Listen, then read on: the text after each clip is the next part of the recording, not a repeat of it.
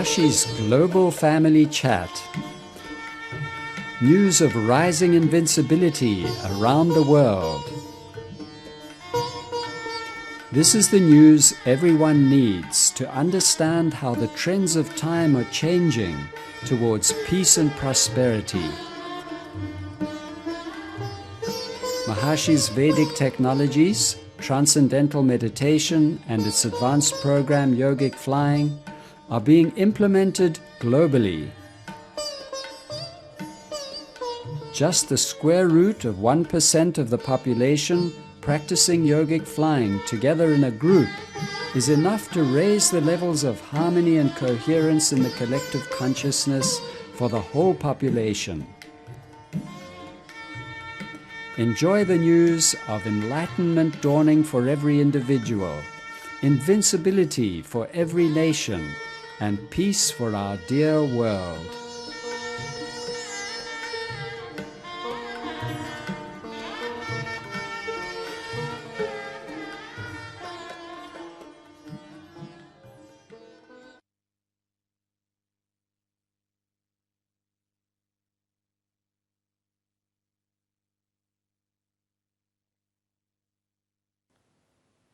Jai Gurudev. Welcome to Mahashi's Global Family Chat on the 4th of May 2020. Today it's a great joy to welcome again Vaidya Rohit Bhartake, who is living now in Dar es Salaam in Tanzania, in East Africa. He is a Vaidya and he is a TM teacher, and we had a beautiful interview with him just about a week and a half ago, and now it's a great joy to welcome Vaidya Bhartake back again to continue with very interesting questions that have come in. The first question, Vaidji, is how are the coronavirus symptoms seen in terms of Mahashi Ayurveda? Jai Gurudev. Thanks for inviting me for this session, and it's always a joy to come here and share the knowledge from the classical text. So it is a nice question because everyone would like to know how is coronavirus mentioned in the classical text.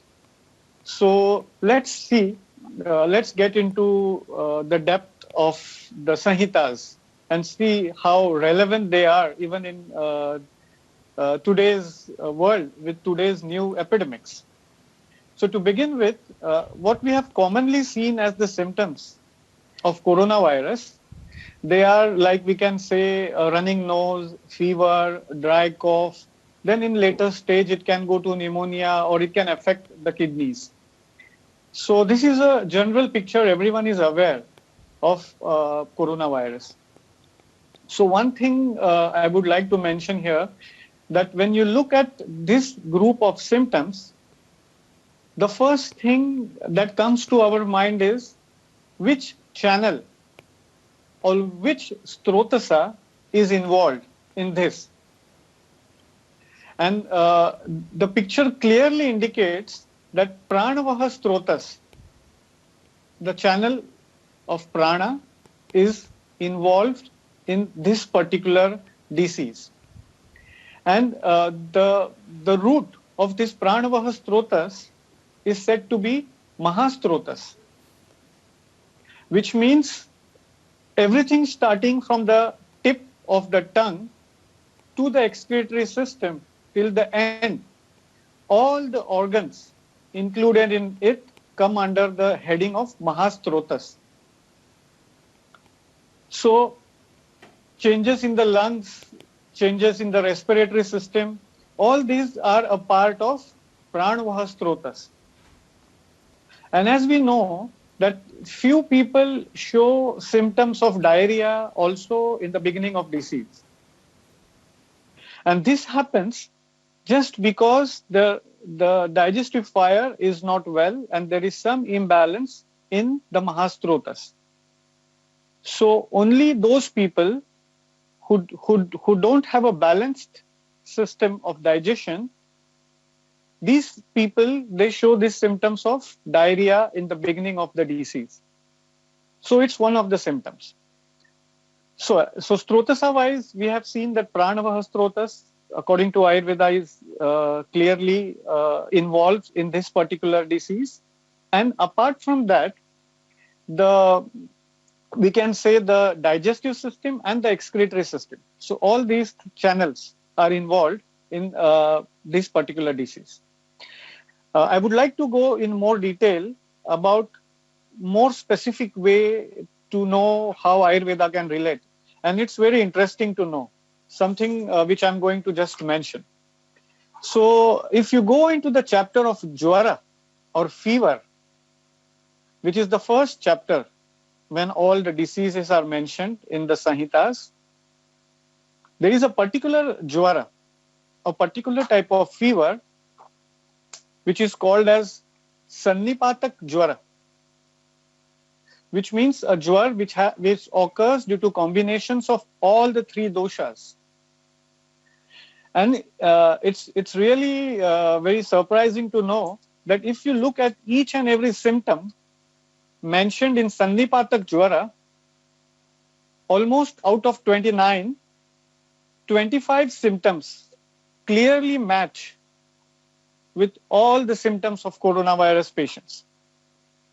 It doesn't mean everyone will have all the symptoms, but depending upon the research available on whatever the scientists are studying based on the symptoms, 25 of the symptoms match exactly to the symptoms which are seen in the patients today. So let's have a look at that. This is very interesting. The sutra says, क्षणे दाह क्षणे शीत अस्ति संधि शिरोरुजा सस्त्रावे कलुषे रक्ते निर्भुग्ने चापि दर्शने स्तस्त्वनौ सरुजौ कर्णौ कंठ shook रिवावृत तंद्रा मोह प्रलापश्च कास श्वास अरुचिर भ्रम परिदग्ध खरस्पर्श जिह्वा स्तस्त्रांगता परम निष्ठीवनम रक्तपित्तस्य कफेन ओन्श्रितस्य च शिरसो लोठनम तृष्णा निद्रा नाश रुद्री व्यथा स्वेद मूत्र पुरुषाणाम चिराद घर्षणम आकर्षः कृशत्वम नातिगात्राणाम प्रततम कंठ कूजनम कोष्ठानाम श्वास रक्तानाम मंडलानाम च दर्शनम मूकत्वम स्त्रोतासाम पाको गुरुत्वम उदरस्य च चिरात पाकस्य जोषानाम सन्निपात ज्वर कृति. I have purposely read the whole of the sutra, which is mentioning the symptoms, and I will mention one by one, and then you will see how interesting it is. So the first symptom mentioned is jwara. So fever is a most common symptom with a patient with coronavirus. The second symptom is asti sandhi shiroruja, which means pain in the bone, the joints, and headache. So these are some common symptoms.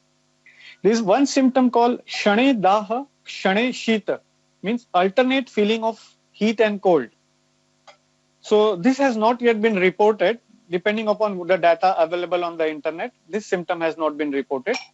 Then comes Sastrave Kalushe Rakte Cha Darshane. It means pink eyes, which has been noted sometimes in some patients. Nirbhugna Darshane means the eyes become unsteady and they are deviated. So these are seen in some rare cases.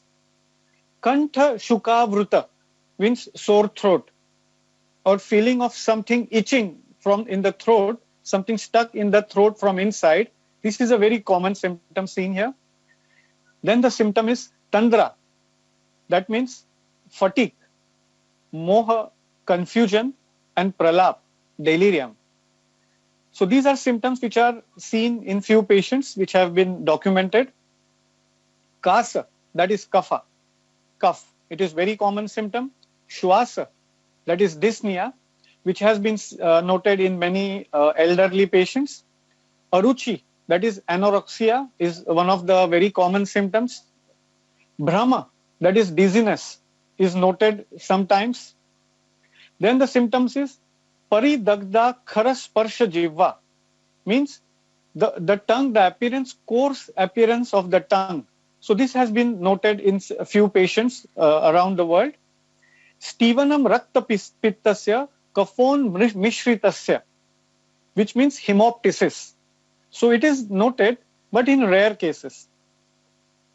Shiraso lothanam, which means dystonic movements, tremors of the head or shaking. So yeah, this is really noted, but in rare cases. Trushna, that means Trushna or dehydration is very common symptom. Nidra nash, insomnia is very common symptom among these patients. Rudri vyatha means the involvement of heart, some disturbances in the heart. This has been noted. Satangata param, looseness of the body parts. So this symptom has not been noted yet. Sweda mutra purisha chati vardhanam. It means alpam, which means reduced sweat, output of urine and stools. So sometimes in critical patients, this symptom has been noted. Krushatvam nati gatranam means people do not lose much weight. So this has not been clearly mentioned in the research papers. Pratatam kantha kujanam, abnormal breathing sounds in the throat region. This is sometimes noted in few patients. Then kothanam, then mandalam darshanam, which means the skin patches, the eruptions, some red color or grayish red eruptions on the skin. This has been noted in few cases, very rare. Mukatvam, this is a very typical symptom, has been noted many times. People lose their voice, and this has been mentioned very clearly. Strotasam pako, it means inflammation of oropharynx, nasopharynx and respiratory passage. This is noted sometimes. Guru Gatratvam means heaviness in the abdomen. This is not commonly noted. And Chirat Pakasya Doshanam, delay in the dosh pak is sometimes noted. So if you see, out of 29, 25 symptoms mentioned in Sannipatak Jwara Chikitsa in the Samhitas are clearly resembling the symptoms of coronavirus. So this is very interesting. And one more point to know is, Ayurveda believes that the three organs always go together. It's called three marmas, or the three main marmas of our body. One is Shir, Hruday, that is heart and lungs, and Basti, that is the, you can say, excretory system. And any imbalance in any of the marma reflects into symptoms in the other two marmas. For example, in this situation, when we say pranavaha strotas, or the channel which is moving the prana is involved, at the same time, the remaining two marmas, that is the kidneys and the excretory system and the brain, they also show symptoms. So this is the beauty of Ayurveda, that when we approach these conditions, the Vaidya always takes care of the remaining two marmas when the third marma is being treated, or when the main disease is being treated, the rest of the two marmas are also taken into consideration. So yeah, this is some understanding about how we can look towards coronavirus symptoms through the, we can say, the spectacles of Ayurvedic classical text. Thank you, Vaidji. Now, how once we start to experience some of these symptoms like fever or some dry cough, how do we manage these symptoms at home? What's the best way to go about it? The best thing, the sutra which has been mentioned for the treatment of fever, it says langhana. So langhana means staying empty stomach. Depending upon the other conditions, like for people who are too weak or who are diabetic, they have to be under a proper observation. But the first main thing which is done is langhana. The second thing which comes into picture is Aushadhi Siddha Jala, which means the cells, if we see a cell, it has a lot of water into it. Maybe we can say 60-70% of, or maybe 80% of the ingredients of the cell is water or liquid. So when we start taking this medicated water throughout the day, when we are doing Langhan, it actually helps to nourish, it makes the liquid in the cell medicated and helps to fight the disease and also to prevent the further progress of the disease. So drinking medicated water or Siddha Jala.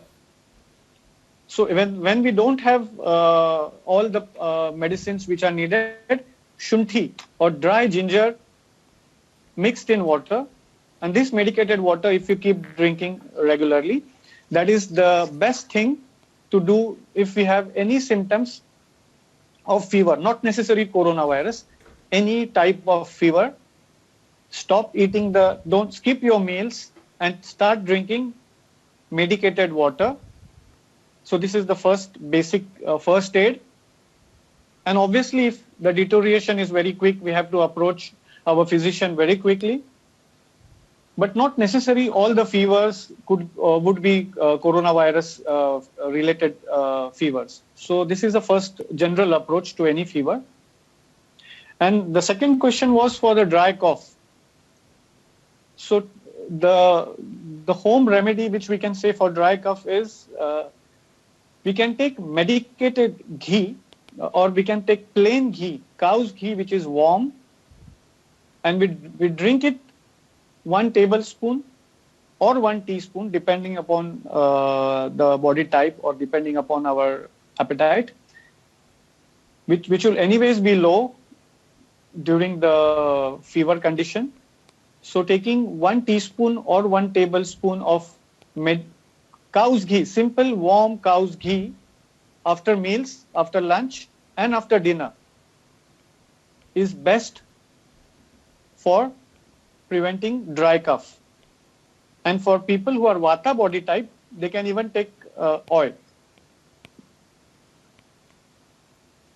Very good. So this is the first aid, and also Abhyanga, because this dry cough is Vata predominant. So we also suggest to do Abhyanga.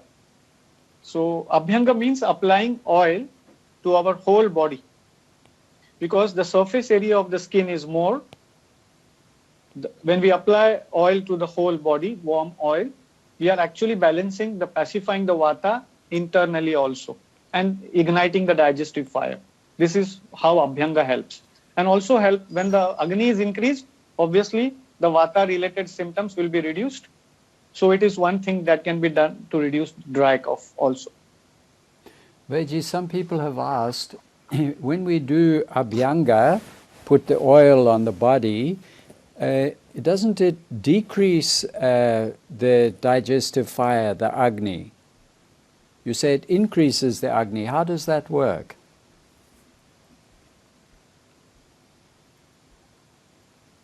Normally, the main role of Abhyanga is to pacify the Vata and ignite the digestive fire. So when, and did you mean how does it happen? Or yes. what was the question? How does it happen? That would be interesting, so we can understand how does Abhyanga increase the Agni, the digestive fire. Yeah, if you see the sutra for Abhyanga in the text, it clearly mentions that if you do this daily, it helps to keep your digestive fire ignited. And if you see in terms of the doshas which are on the skin,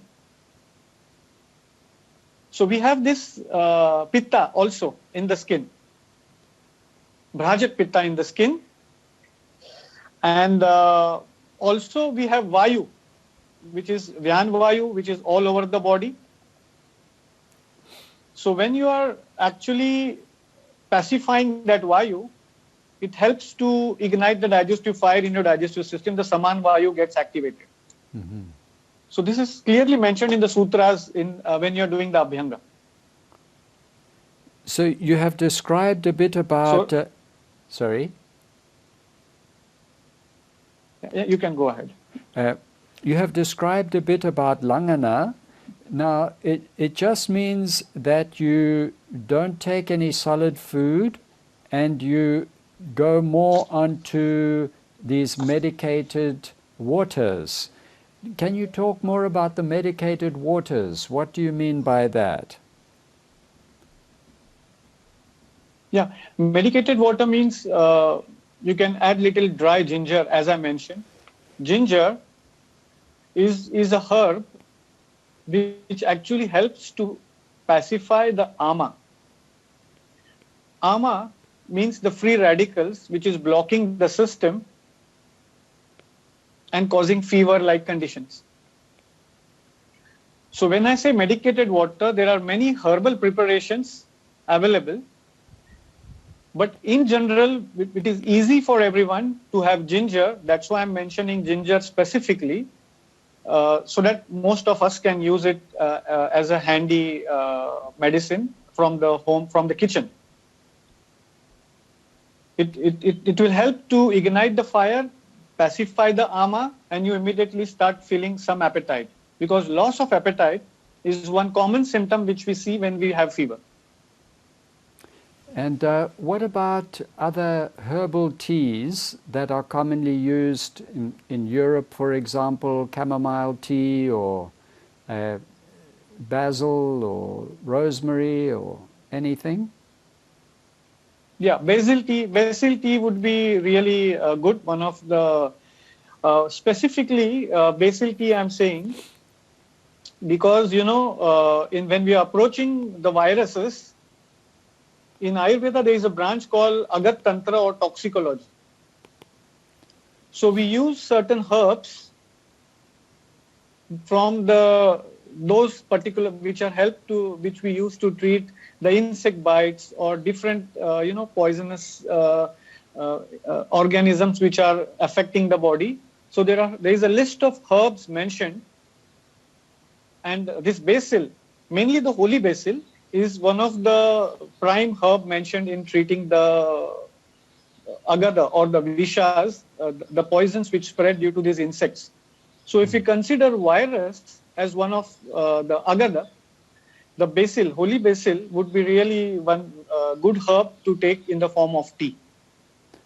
And just because you're asking for tea, in Maharshi Ayurveda preparations, we have this Vata, Pitta, Kapha tea also. So we can have this Pitta tea also in this particular context to balance the Pitta because the temperature is going high. Now, some people find it difficult to just stop eating their meals and take pure water or teas, medicated waters. So what's the next thing for them? You mentioned, I think, moong dal or moong water. Yeah. So moong, this is once you start having little bit of appetite, we can have this moong water. And for those who cannot stay empty at all or who are having some conditions like diabetes or they are weak, already very weak with some other complaint, so it's obvious that they would not be able to stay empty stomachs. So we can suggest to have moong dal. And why moong dal specifically? I would like to mention certain qualities of moong dal which make it very special. So it is said that moong dal is, slightly sweet and astringent in taste. It is cooling and drying and very light to digest with Katu Vipak. Vipak means the taste which it produces after digestion in the stomach. It balances the Kapha and the Pitta dosha and is superior to all other dals or pulses which are available. It is also said to be pathya and can be taken throughout the year. So there is no particular season where you have to avoid it. So moong dal is very commonly, it can be used for all the ages and all the body types. It is especially beneficial for people who are injured or after some surgeries, and also people with upper respiratory tract infections like cough, tonsillitis, pharyngitis. In all these conditions, moong dal will have a beneficial effect. And the best thing is it helps to improve the peristaltic movements in the gut. So elimination part also is taken care of. So yeah, that's why moong dal is very special, and it would be really nice that if we cannot do Langhan, at least we can stay on moong water for one day when we have these pre-symptoms. And I think you also mentioned last time rice water. What is rice water is different, is it? The quality is different from moong water? Yeah, the rice water will have the quality to, it will get digested quickly and ignite the digestive fire. But moong dal is said to be very special because of one quality it has, and that is called Vishad. So, it is first of all balancing. It is balancing all the doshas, and it is digesting the toxins in the system and also helping in eliminating those toxins. So it is as a medicine. Rice water, of course, is good, but moong dal would be preferable. So it sounds like a medicine itself. If it digests the toxins and eliminates the toxins, then that is doing the fundamental procedure that is required to heal the underlying condition of the fever. Yeah, and one more thing I would like to mention. This is very interesting. It is said that if a mother who is lactating and she doesn't have enough milk for the child, so it has been clearly mentioned that we can give this moong water to the baby. So you can understand the kind of importance that has been given by the text to the moong water. So if the mother doesn't have enough milk, then the baby can take moong water. Yeah, it can be replaced. Wonderful. So moong is really a great, great thing. We should all have moong all the time. Yeah. Okay. Now, in Western medicine, at least when we are not well, at least when we are uneasy, at least when we are not feeling good, or we're feeling low, or we don't have good appetite, it's good to have moong rather than having any other beans or any other meals. Okay. Now, in Western nutrition science, it is held that, of course, vitamins are very important, and a vitamin deficiency can make one more prone to catching coronavirus or COVID-19. Can you speak about this vitamin deficiency situation from the point of view of the classical texts of Ayurveda? Yeah, this is a very interesting question, because we are now getting many people are getting more used to taking supplements. So, all the 6 tastes which exist, sweet, sour, bitter, pungent, astringent, salty, all the 6 tastes are on the basis they have Pancha Mahabhutas.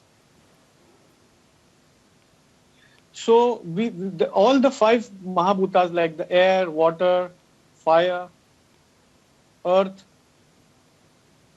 all the 5 Mahabhutas exist in this 5 taste. So it has been clearly mentioned that if you don't want to be deficient with a particular vitamin or mineral, we should always go for a diet which has all the 6 tastes in balance. So just try to analyze. Do we have all the 6 tastes every time we have our meal? if the answer is yes, it means we are having a proper balance of the nutrients. But there are certain preparations which we normally prepare, like we take a single herb with one taste. So we make a combination of 6 herbs with 6 different tastes, and then if we have them regularly, then it can be a good tonic as a vitamin supplement. But it's ideal to see that we get all the nutrition from our food, and Shad Rasatmak Ahar. That means the balance of 6 tastes in the meals is enough to have a balance of all the vitamins and nutrients which we would need to have a good physiology. So if one has a meal, for example, with rice and dal and maybe 3-4 vegetables, is that likely to have all the 6 tastes? Yeah, but you also have to add buttermilk to it. There should be some, you can add olives to it. You can add little bit of salt is already there. What is missing is astringent taste is missing most of the times. And also we don't eat things which are more bitter. Yes. So if the vegetable is bitter, it is balanced. So everyone likes to have more of sweet. We have more of chips which are salty, but the astringent taste is missing. Yes. So even the buttermilk has astringent in taste. So buttermilk is traditionally it is taken along with the meals, the buttermilk, and it is a nice astringent. And you know, there's a sequence how we start eating the meals. We always start with eating with sweet. So we start with sweet and end with the astringent. Normally people end with sweet, but according to Ayurveda, we always start with sweet and then slowly, step by step, reach up to astringent taste. So buttermilk, when you say buttermilk, does that include lassi? Yeah, it is lassi, but with more water in it. Yes. Okay. Not the one in the Indian and restaurant. a pinch of salt. With salt? Yeah, a pinch of Himalayan salt in it. Okay. Not a sweet lassi. No. And if you don't have that pinch of salt, then you don't get that benefit of lassi. So you have to have a pinch of salt, and you can add some spices also, which will help in the digestive system. Yes. There is a sutra which says Shakrasya Takra Durlabham, and it means even Lord Shiva in the heavens, he has Amrut, but he doesn't have Takra, that is buttermilk. So he has to come on earth to have this buttermilk. Okay, but nobody can make takra, so then we just have lassi with Himalayan rock salt and spices. And just liquefied lassi. Yes. Very liquid. And that you drink at the end or also during the meal? You can have it during the meals also. Also. And what about chewing some fennel seed? But during this season, fennel seeds is actually helped as a good appetizer. But during this coronavirus situation, and as we know, the spring season is going on in most of the European countries and even in India, we should be careful that this less buttermilk or whatever we are taking, it should be of room temperature. It should not be cold. It's very important. Okay. So. And also during daytime, not in the night. Okay. Because it will help to balance the system well. And does this fennel seed, which is often taken at the end of a meal, is that also astringent or? Yes, a bit. So that's why it's a tradition to have tambul, that is the bitter leaf, and a little bit of fennel.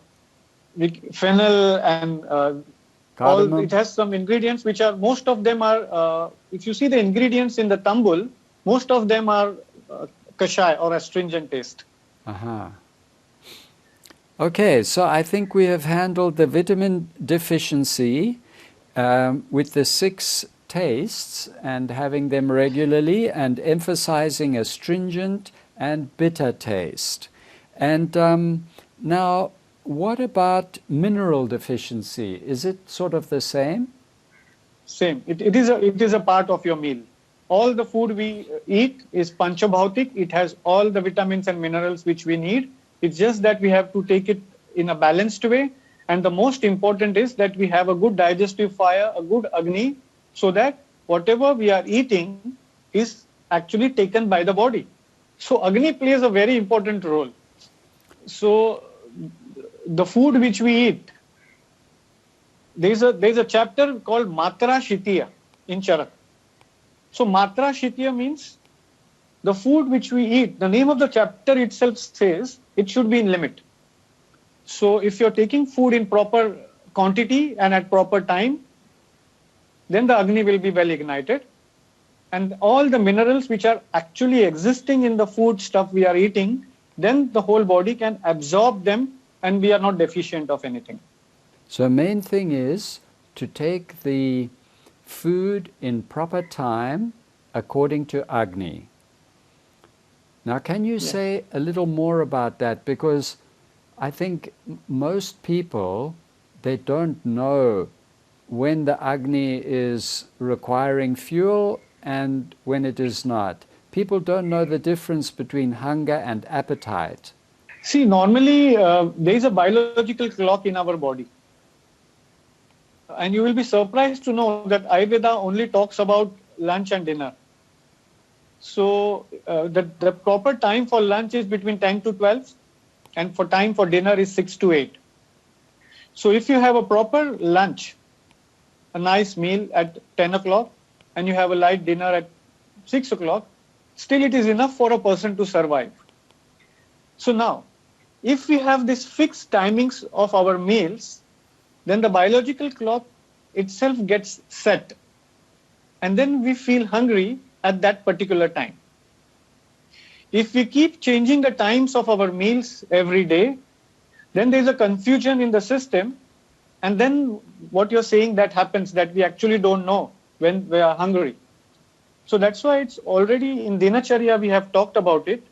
To stay healthy, it is important to have the meals at that particular time every day, morning and evening. And then when we are eating the meal, we should see how much hunger we have.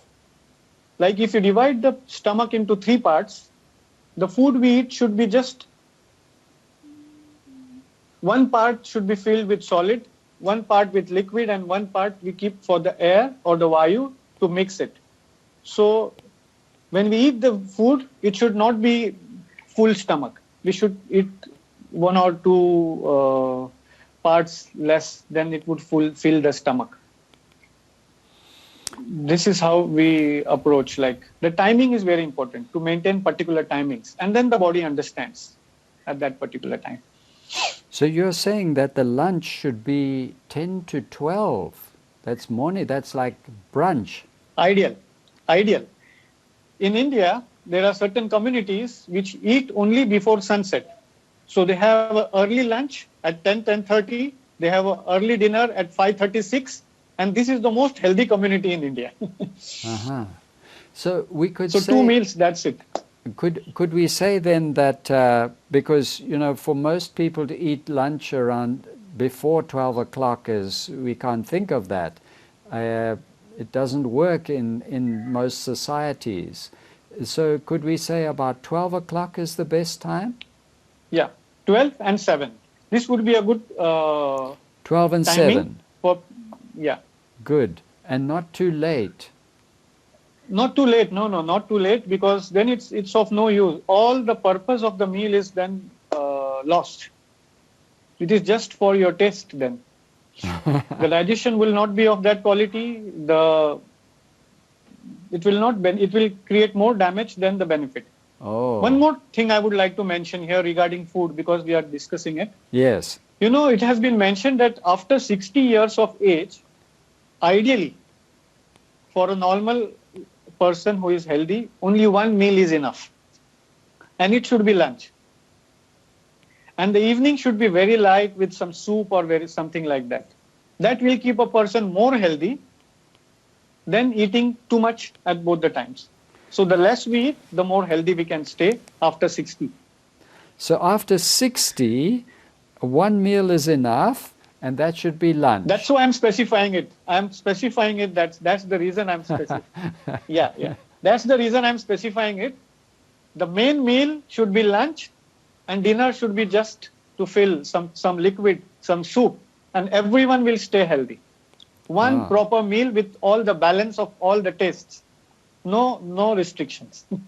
And what about breakfast? Nothing for breakfast? The concept of breakfast doesn't exist in Ayurveda, first of all. But of course, you can have some rasayana. Like Amrut Kalash, you can have some ghee.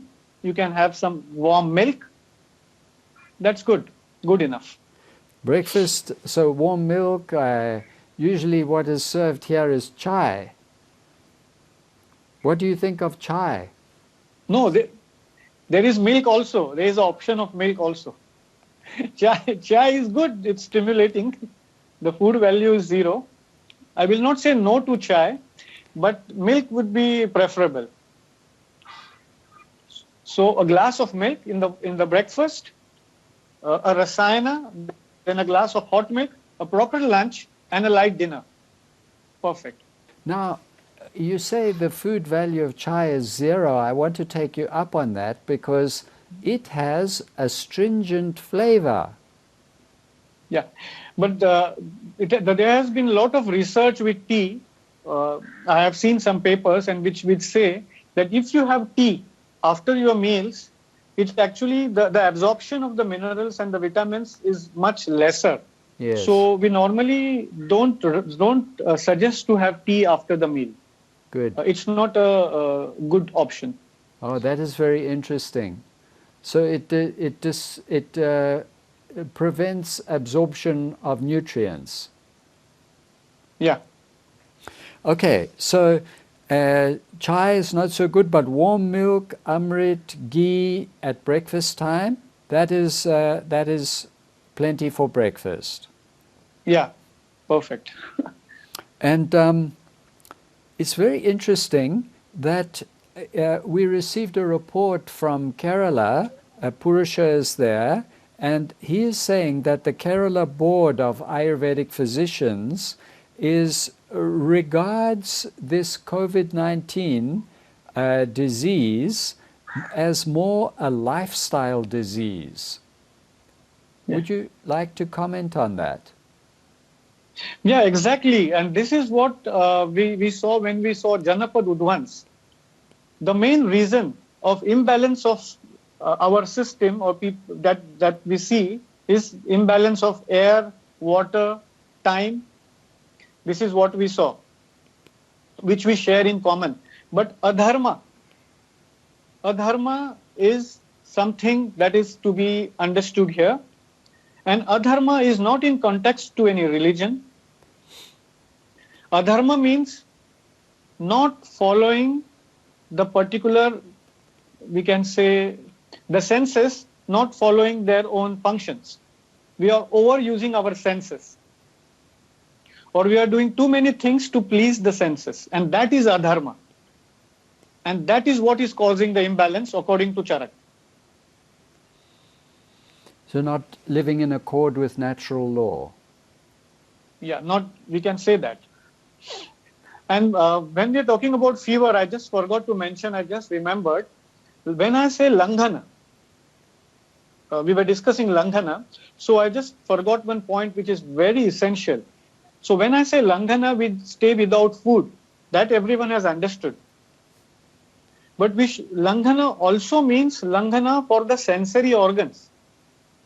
So when we are not taking food, it means we are also just lying down in the bed. We are not using the mobile phone. We are not listening to, we can listen to Vishnu Sahasranam, but we are not using our mobile phone or we are not using our senses for any activity. So Langhan means abstinence from all the sensory activities also, not just food, from all other senses. This is very important point. I'm glad you mentioned that, Vaiji. No cell phone, no computer, no laptop, nothing, no Just iPad. lying down, eyes closed. Lying down. That means resting. Complete rest to the whole sensory system, to all the indriyas, just listening to Vishnu Sahasranam. Yes. And if you cannot just rest all day, then you could what? Read a book or do something No, light. but when we, not really. In fact, when you're having these pre-symptoms of fever, you don't have urge to do anything actually. You feel Ah, very low. You don't feel like engaging yourself in any activity. So the best thing is to lie down.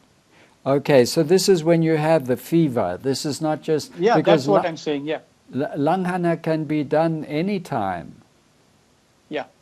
So when we are doing Langhana without fever, then it's okay. We can read, we can do some activities. But ideal Langan is when you are completely disconnected from everything, just staying without too many engagements.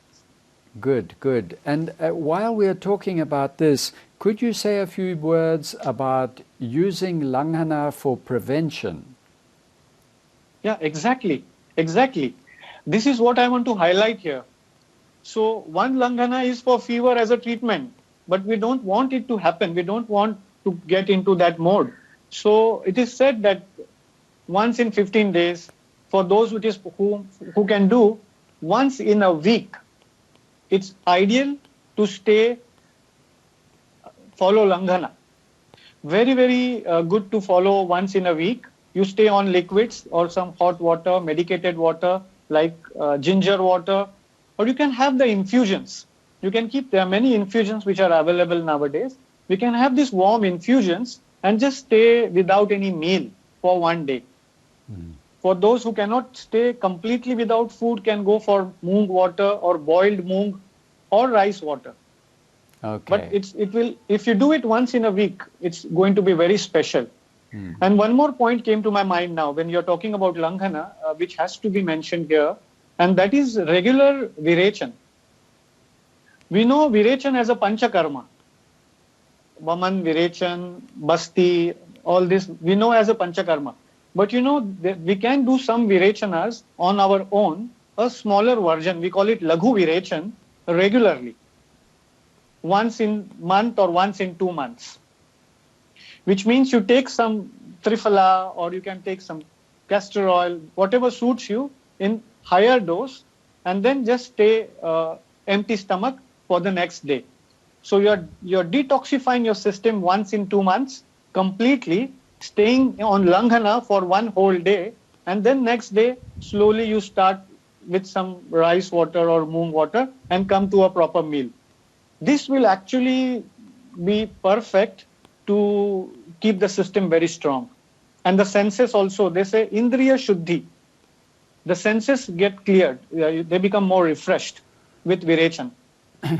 Very good. So, Vaiji, could you just, I know this is general discussion, but could you just give like the routine of what you would do if you are going to do a day of Langhan together with Virechan? When would you do when does it start? What's the first step? Do you do Virechan the first evening, or how does it work? Normally, you are taking the medicinal preparation either when you are going to bed or early morning when you wake up. This means the And castor then oil. once the Triphala, maybe Yes. whatever purgation, for some people, you need minimum doses to have purgation. For some people, they would need higher doses. So, and everyone knows their digestion, how it works. So we should not overdose, but take little higher dose so that it could be in the night before bedtime, or we can take it early morning. If you are waking up early in the morning at Brahma Muhurta, we can take it early morning.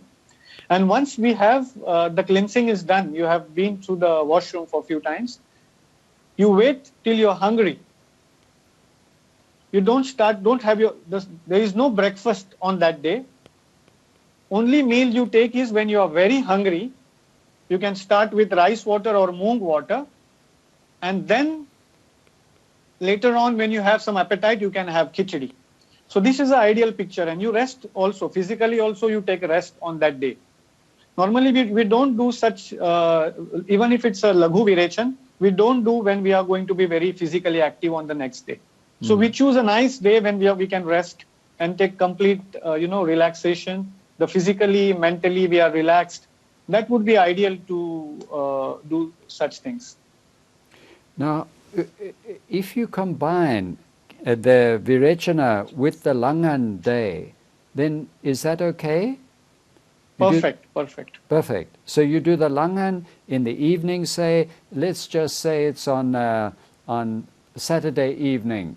You take the castor oil or triphala, and then the next day, Sunday, you are resting completely and taking just medicated water, and then on Monday you start with some light meal. Yeah, but if you feel hungry on Sunday in the evening, you can take moong water also. Okay. Good. I think that's very clear. I think we've covered a lot. We should try this. I think everyone should try this once in 2 months. Everyone should try this, and we can have the feedbacks, how they feel after 6 months. Very good. Yes, I remember in Seelisberg in the 70s, Maharshi had us doing that. Every week, one day a week, we were on liquid day. We called it the liquid day. Yeah. Ideal. This is ideal. This is ideal for everyone. But in those days, we were taking juice on the liquid day. Fruit juice. Yes. Normally, we take medicated water, warm water. Fruit juices are supposed to be little heavy to digest. Yes. And we want the digestion to be very little easy. Yeah. We were all very young in those days, so we were, able to handle these things. But you can still try once in a month or once in 15 days. Yes. Good. Thank you, Vaidji. This has been very interesting. We have covered how the coronavirus symptoms are seen in Ayurveda, and we have seen that almost all the symptoms that have been noted through modern science now this year are recounted in the classical texts. We have also seen how to manage fever, and that is through what we have just been talking about, Langan, this day of empty stomach, day of liquid, and also made more effective by resting, so that the sense organs are also resting, and that we also can make it more effective by including Virechana. Virechana means purgation. That means taking something just a minute. Yes. No, there is one point. We don't do Virechana when we have fever. The Virechana we were talking only for a healthy person. Okay, good. Not for fever. So we just do the Langan when we have the fever. Yeah. And then for dry cough, we can take cow ghee, 1 teaspoon, warm, after meals. And if you are Vata type, you can take oil after meals. Yeah. And that will not be too heavy for digestion? It's just a teaspoon. No, because the dry cough is because of aggravated Vata.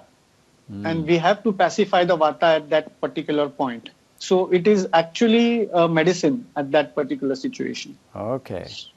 And also Abhyanga, body oil massage, very, very good for dry cough. Normally, in fever, we don't suggest Abhyanga, but specifically for dry cough. For dry cough. Abhyanga helps. Very good. And then we have talked about this Langan, which is a fount of good health for every person. Prevention. And rejuvenation. Yes. Rejuvenation of the senses. Yes. Very good. And then the medicated waters, we have heard about that. Just a pinch or so of dried ginger, very good in the boiled water. Basil tea is good, pitta tea is good in the case of fever. And mung water is, in case one cannot stay just on the medicated water, then mung water is the best. Mung dal is the best of all the dals, all the bean family, and it's good for many, many things. So if ever we are feeling not so good, then mung dal or mung water is the thing we should take. Yeah. And managing vitamin deficiencies and mineral deficiencies, we do this by having balance of the 6 tastes at our meals. And after 60 years, 1 meal is enough, and it should be lunch, and dinner just soup, liquid in the evening, and breakfast warm milk, amrit, ghee, that's enough.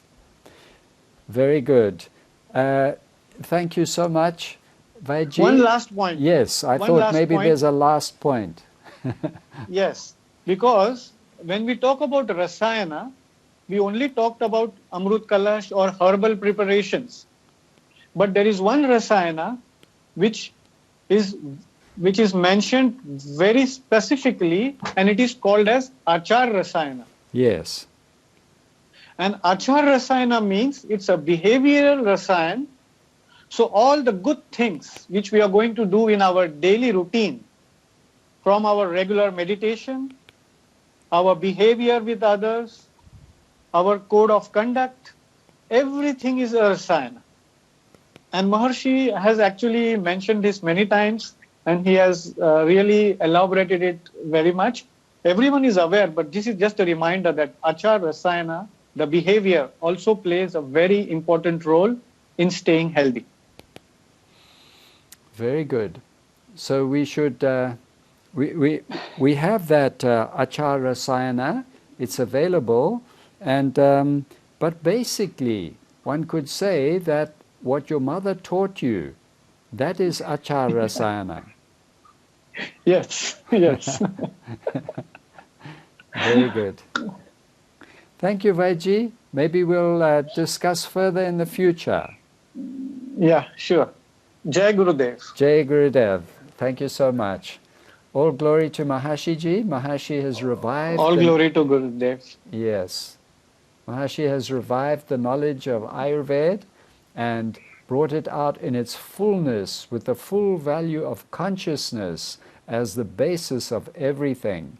And from consciousness, from the self-interaction of natural law, total natural law within itself, all the universe comes out, the physiology comes out, the mind comes out, senses, everything. And so reconnecting with that total natural law through all these ways that Vaiji has just expressed to us, this is the way that we can maintain good health and regain good health, and this is Maharshi's gift to the world. So we end now with a wish for every person to have full value of health and good life, and we end by ringing the bell of invincibility for every individual. Jai Gurudev.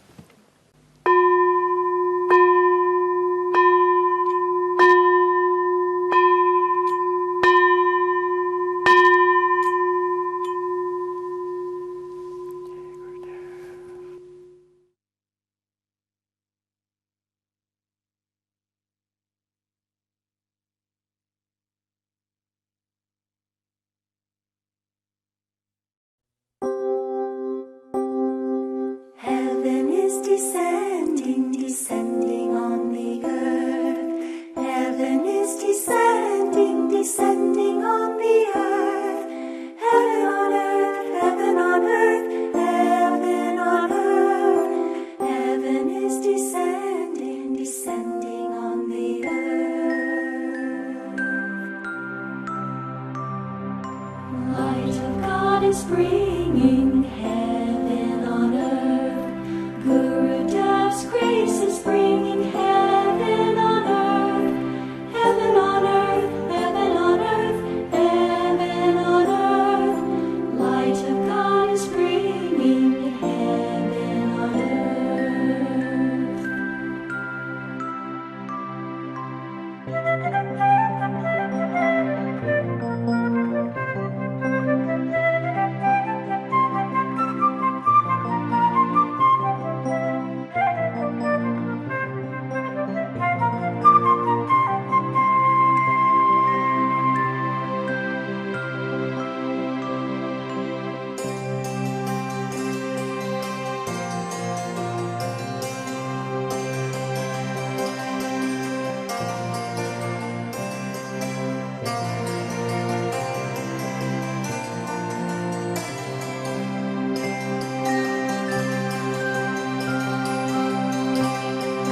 Heaven is descending, descending on the earth. Heaven is descending, descending on the earth. Heaven on earth, heaven on earth, heaven on earth. Heaven is descending, descending on the earth. Heaven is descending.